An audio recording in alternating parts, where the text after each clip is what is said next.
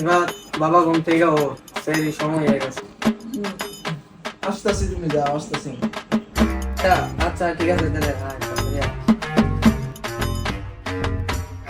শরম করে না? আর মাত্র আধা ঘন্টা সময় রয়েছে, তাতে আচ্ছা, আর 2 মিনিট, 2 মিনিট যাও, 2 মিনিট আমি আসতেছি।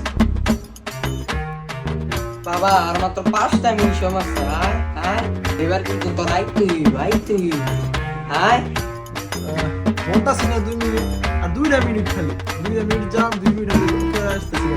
শুধু আসবো।